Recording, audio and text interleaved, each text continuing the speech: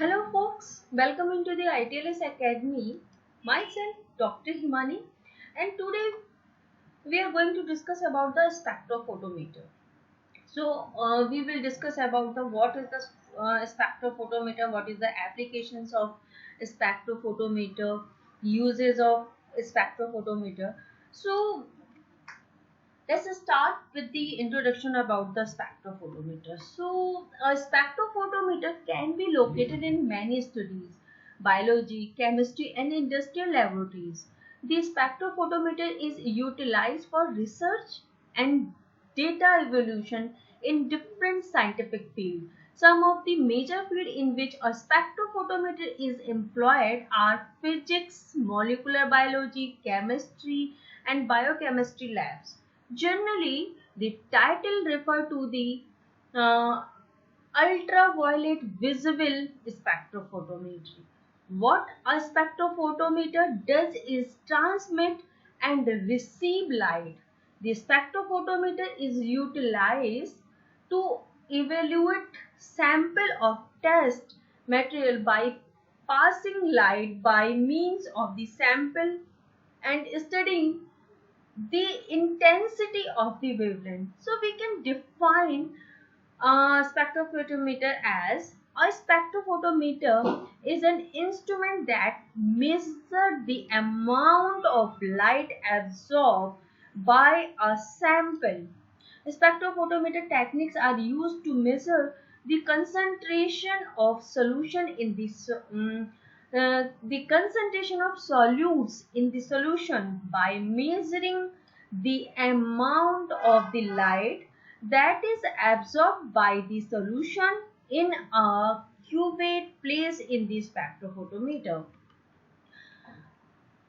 The spectrophotometer techniques is to measure light intensity as a function of wavelength. It does this by diffracting the light beam into a spectrum of wavelength, detecting the intensity with a charge coupled device and displaying the result as a graph on the detector and then the display device. So different samples modify the light in numerous distinct way, and this allow researchers to obtain much more fact about the check content by viewing the change in light conduct as it pass by the way of the sample. These final result must be precise or the researchers will just be throwing away time making use of a flapped instrument.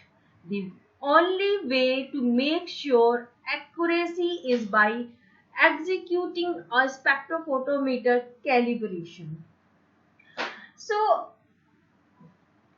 now we will discuss about the Wavigure or what is the ROYGBIV.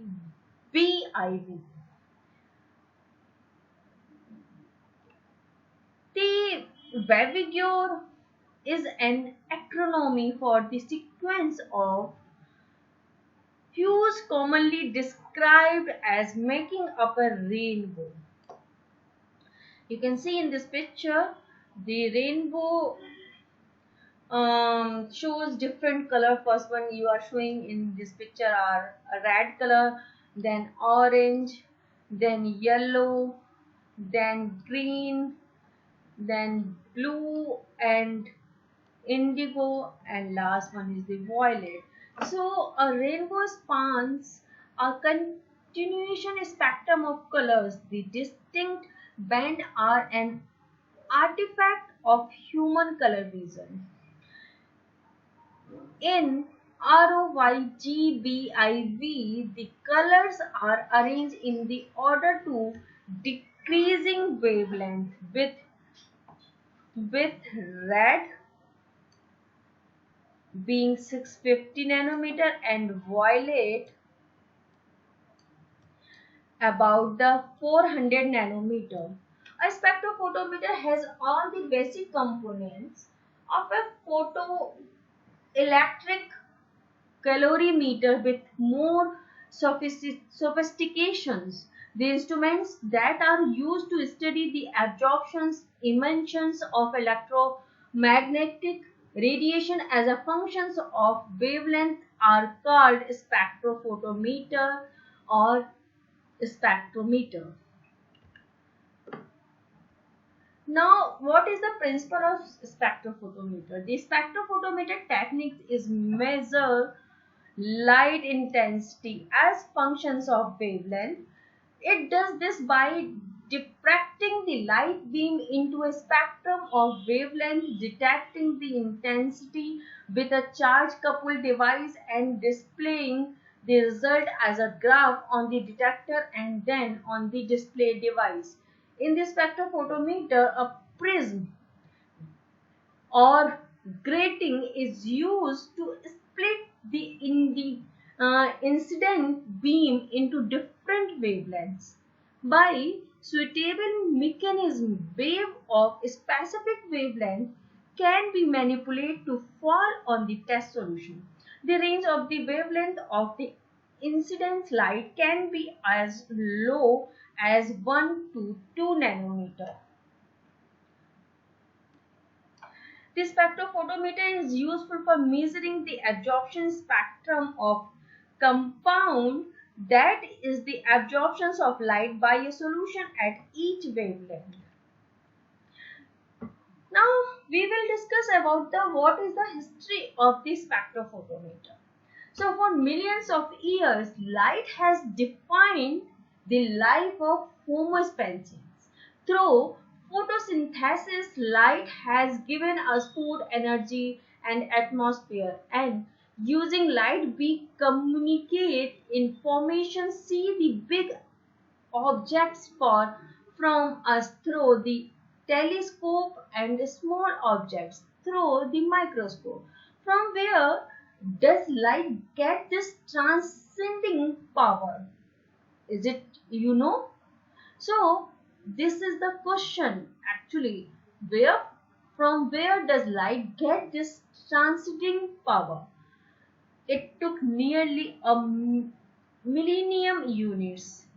James Clerk Maxwell in 1864 told the world that light is made of waves of disturbances of electric and magnetic field. You can see the pictures of a spectrophotometer. This is the spectrophotometer machines, and you can check the data by the computer. So what is the basic principle of this spectrophotometer? The spectrophotometer is much more refined version of a calorimeter. In a calorimeter, filters are used which allow a broad range of wavelength to pass through, whereas in the spectrophotometer, a prism or grating is used to split the incident beam into different wavelengths. By suitable mechanism, wave of a specific wavelength can be manipulated to fall on the test solution. The range of the wavelength of the incident light can be as low as 1 to 2 nanometer. We have already these things discussed in previous slide. So the spectrophotometer is useful for measuring the absorption spectrum of a compound, that the absorptions of light by solution at each wavelength. This is the basic principle of spectrophotometer in the biochemistry. So next we will discuss how does a spectrophotometer work. A sample, you can see in this picture, this is the source, this is the entrance light, and this next step is the dispersing device and ejecting slides, and this is the cuvette. In this cuvette the sample holds, and this is the detector. So from the entrance light to exit slides called the monochromator. These things, these three parts these three parts combined with the monochromator. So a sample of the subject being studied is placed in the spectrophotometer. The light source shines the sample and the monochromator split. This one, the monochromator splits the light into each color individual wavelength. You can see here into the each color or individual wavelength. So the light wavelength hit the subject. This one, the light wavelength hit the subject. This is the in this cuvette subject or sample is present here. So the light wavelength hit the subject that is held in cuvette, a tiny container. Carefully handling should be observed as even the slight fingerprint can alter the result. So the light that the light that passes through the sample is read and interpreted as seen on the output screen. So this is the procedure how the spectrophotometer works. Now we will discuss spectrophotometer uh, instrumentations. So the essential components of the spectrophoto instrumentation include, first one is the uh, stable and cheap radiation energy source. Second one is the monochromator to break the polychromatic radiation into components wavelength, band of the wavelength. Third one is the transport vessels or cuvette to hold the sampler. Next one, the photosensitive detector, and last one is the associated readout system. You can see in this picture, first one is the light source, this is called the colorimeter, and this is the monochromator. We have already seen in this previous picture. You can see in this card is the monochromator. This three part made the monochromator, and this monochromator called prism or grating. So next one, this slits or wavelength selector. In this previous picture, this was the Aegisthus, and this is the cuvette or sample solution, and last one is the detector. This called photocells, and this is a digital display. You can see the range of the solutions. So we will discuss about the first is the radiant energy source. So material that can be excited to high energy states by a high voltage and electric discharge or by electrical heating serve as excellent radiant energy source. So, first one is the source of ultraviolet radiation. The most commonly used source of ultraviolet radiation are the hydrogen lamp and deuterium lamp. Xenon lamp may also be used for UV radiation, but the radiation produced is not as stable as the hydrogen lamp. Second one is the source of visible radiation. Tungsten filament lamp is the most commonly used source for visible radiation. It is inexpensive and emits continuous radiation in the range between 350 to 2500 nanometer. Carbon arc, which provides more intense visible radiation, is used in a few commercially available instruments. Next one is the source of IR radiation. Nearest Global and Global are the most satisfactory source of IR radiation. Global is more stable than the nearest flowers. Next, we will discuss about the wavelength selector. Second part was the wavelength selector. So wavelength selector are of two types. First, it is the filter and second is the monochromator. You can see in this picture. We are discussing about this part.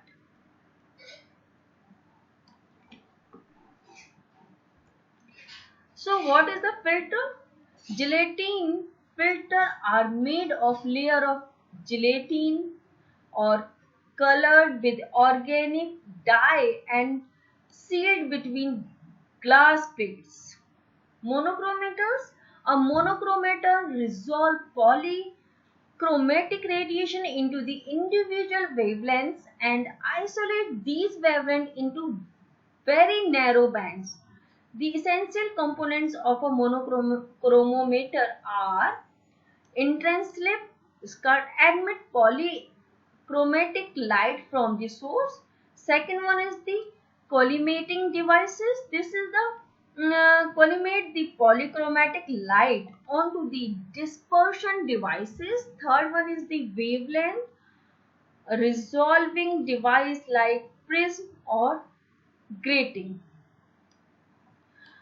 Next one is the forcing lens or a mirror. Next and last one is the an exit slip. Allow the monochromatic beam to escape. The kind of resolving elements are the primary importance. First one is the prism and second one is the granites. So first we will discuss about the prism. A prism disperse polychromatic light from the source into its constituent wavelength by virtues of its ability to reflect different wavelengths to a different extent. The degree of dispersion by the prism depends upon the optical angle of the prism and the material of which is made. Two types of prism are usually employed in commercial instruments, namely 60-degree Cornu quartz prism or the 30-degree Littrow prism. Now we will discuss about the granients. These granients are often used in monochromators of spectrophotometer operating ultraviolet, visible and infrared regions. Now third one is the sample containers. Sample containers are also one of the part of the spectrophotometer instruments. Sample to be studied in the ultraviolet visible region are usually glasses or the solutions and are put in the cells known as cuvette. Cuvette means for the visible region are made up of either ordinary glasses or sometimes quartz. So the most important factor in choosing the solvent is that the solvent should not absorb optically transparent in the same region as the solute. Most of the spectrophotometric studies are made in solution. The solvent assume prime importance. Next is the detection devices.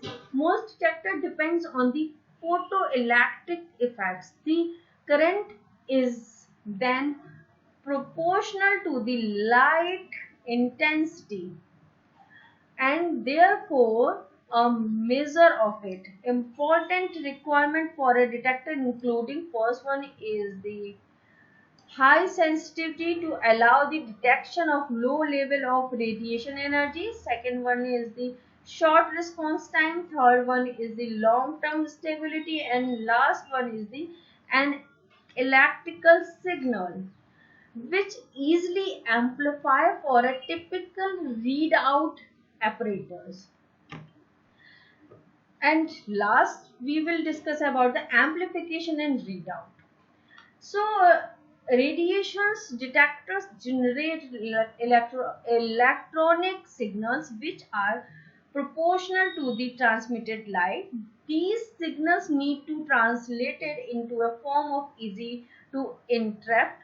This is accomplished by using amplifier, emitter, potentiometer, and potentiometric recorder.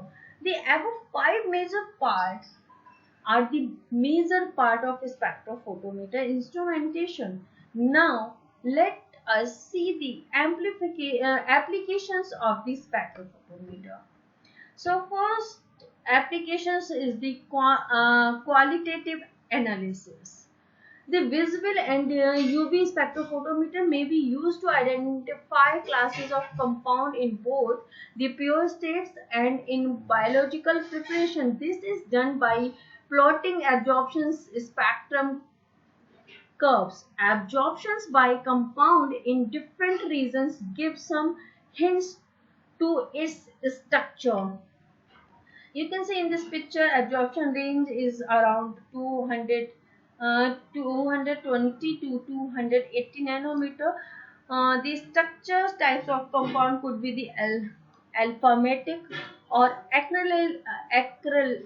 alicyclic hydrocarbons there or their derivatives. Absorption range between the 220 to 250 nanometer is the compound contain two unsaturated ligands in conjunctions, also be due to benzene derivatives, and 250 to 330 nanometer wavelength absorption range the presence of more than two conjugated double bond usually give rise to absorptions, and 450 to 500 nanometer absorption range is the compound structure is beta carotene, precursor of vitamin A, has 11 double bond in conjugated system and appear yellow. 250 to 300 nanometer is vitamin K1 due to the presence of naphthecunine. So this was the qualitative analysis by the we can do the qualitative analysis by the absorption range. Now we will discuss about the quantitative analysis. So, spectrophotometer used in quantitative analysis for of biochemistry practicals. Quantitative analysis method developing for determining an unknown concentration of a species by absorption spectrophotometry. Most of the organic compounds of biological interest absorb in the UV visible range of the spectrum. Thus, several important classes of biological compounds may be measured semi-quantitative using the UV visible spectrophotometer. Nucleic acid at 254 nanometer, protein at 280 nanometer provide good example of such use. The absorptions at 280 nanometer by protein depends on their tyrosine and the tryptophan contained. Quantitative analysis can be used by the estimation of protein by Lowry method or estimation of tyrosine by Follin-Cioccolate method, and third one is the estimation of blood glucose level by Follin-W method. Now we will discuss about the third applications is enzyme assay. This is the basic application of spectrophotometry. This assay is carried out most quickly and conveniently when the substrate or the product is color or absorb light in the UV range. Example is like lactase dehydrogenase, it's called LDH, lactase plus NAD, one proton, and pyruvate. It produce pyruvate plus NADH and hydrogen ion. So the LDH is engaged in the transfer of electron from lactase to NAD plus. The produce of the reaction are pyruvate, NAD, and a proton. One of the product NADH, this one, absorb radiation in the UV range at 340 nanometer, while its oxidized counterpart NADH plus does not. So the reaction in the forward direction can be followed by measuring the increment in the light absorption of the system at 540 nanometer in a spectrophotometer. Sample enzymatic assay by the three method we can do, like assay of urease enzyme activity. Second one is the assay of salivary amylase enzyme activity, and third one is the effect of temperature on amylase activity. Next application is the molecular weight determination. Molecular weight of amine, picrate, sugar, and much aldehyde and ketones compounds have been determined by this method. Molecular weight of only small molecules may be determined by this method. First one is the study of cis-trans isomeric.